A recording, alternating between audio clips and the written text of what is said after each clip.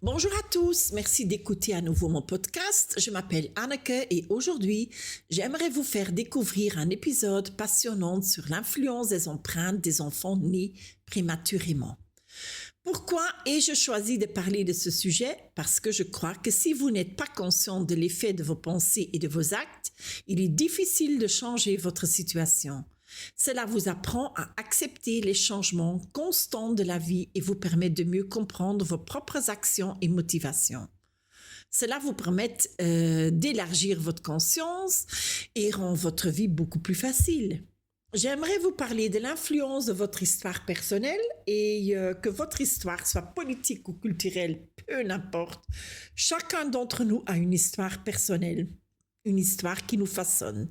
Tout commence bien sûr par les circonstances entourant la conception.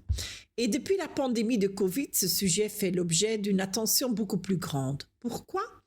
Parce que cette période a touché et bouleversé beaucoup de gens. Pensez au code QR, au masque, au vaccin, et tout à coup, nous avons dû moins adapter et nous plier aux règles. Certaines se sont senties exclues et ce sentiment ressemble beaucoup à ce que vivent les enfants nés en couveuse. Cette période a fait ressurgir chez beaucoup de gens les traumatismes de la naissance, parce que nous avons eu plus de temps pour réfléchir à nous-mêmes, ce qui nous a permis de prendre conscience de notre scénario de conception et de notre naissance. Ce sont des moments importants qui laissent des traces profondes.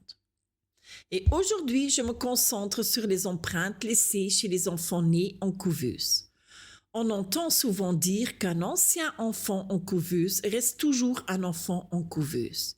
Et on reste un enfant prématuré même à l'âge adulte. Notre vie se construit autour de ce début fragile.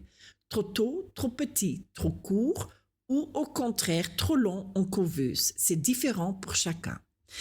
Mais cela peut avoir un impact profond car vous avez peut-être eu l'impression que votre mère n'était pas là, mais qu'une machine froide la remplaçait. Cela laisse une empreinte importante pour le reste de votre vie, en particulier dans vos relations. Cela explique peut-être votre peur de vous engager et vous avez le sentiment d'être abandonné quand vous étiez bébé. Et ce sentiment persiste longtemps. Ce sont des questions avec lesquelles votre enfant intérieur est aux prises. Si vous réalisez à quel point cette empreinte est déterminante, vous pouvez envisager votre peur de l'engagement sous un autre angle.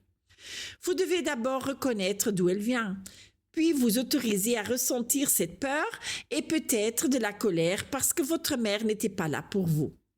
Vous pouvez alors vous donner une nouvelle pensée. Votre mère ne pouvait pas être là. Ce n'était pas consciente. Cette prise de conscience fait toute la différence car de nombreux schémas que vous compliquent la vie découlent de là sans que vous vous en rendiez compte.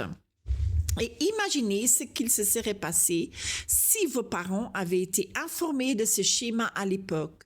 Ils auraient peut-être pu vous entourer avec plus d'attention et de soins. Et comme bébé, vous n'avez pas eu directement les bras de votre mère autour de vous. Personne pour vous reconforter dans la couveuse. Les médecins et les infirmières font leur travail, mais ils ne peuvent jamais remplacer votre mère. Réfléchissez. Comment un bébé doit-il sentir lorsqu'ils étaient entubés ou qu'ils ont reçu une piqûre? La plupart des gens pensent que ce n'est qu'un bébé. Ils ne se rendent pas compte, mais c'est une erreur.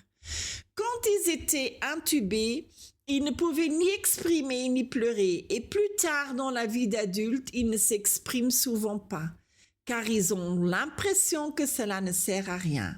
Et après tout, personne ne les entendait quand ils étaient petites. Vous comprenez? Les enfants nés prématurément ont souvent besoin d'une transition plus lente. Ils ont besoin de temps pour s'habituer. Et imaginez qu'une infirmière ait dit à l'époque « Je ne t'entends pas, mais je pense que tu pleures. Es-tu bien installé? Je vais venir voir. » Et le bébé se serait alors senti en sécurité. Après tout, la sécurité est la chose la plus importante. Nous voulons tous sentir en sécurité. Et c'est un désir profond. Je donne l'exemple d'une personne qui parle très fort et très haute. Il peut s'agir d'une personne qui, bébé, était dans une couveuse et entubée. On ne pouvait pas l'entendre et cela est profondément ancré dans ses cellules. Inconsciemment, maintenant adulte, elle parle plus fort et quand on en prend conscience, on peut l'accepter et voir les choses différemment. Ce serait bien si la néonatologie accordait plus d'attention à la sécurité émotionnelle des nouveau-nés. C'est quelque chose qui peut vraiment faire la différence. Et les enfants qui ont été en couveuse peuvent souvent se refermer sur eux-mêmes et ont besoin de parents patients.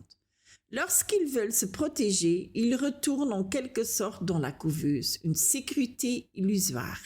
Mais ils n'en ont généralement pas conscience. Vous pouvez apprendre à sortir de cette couveuse en vous donnant plus de sécurité.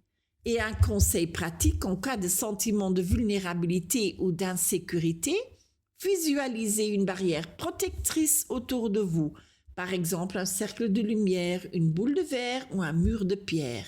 Et cette barrière laisse entrer la possibilité, mais empêche l'énergie négative ou le stress extérieur de pénétrer. Elle renforce votre sentiment de bien-être et de sécurité intérieure. Essayez-la et vous le verrez. Vous avez trouvé ce podcast intéressant? Cliquez sur j'aime. Partagez-le avec vos voisins, vos amis, vos collègues. Et plus il y aura de personnes informées, plus la prise de conscience sera grande. Merci d'avoir écouté et bonne chance et à la prochaine.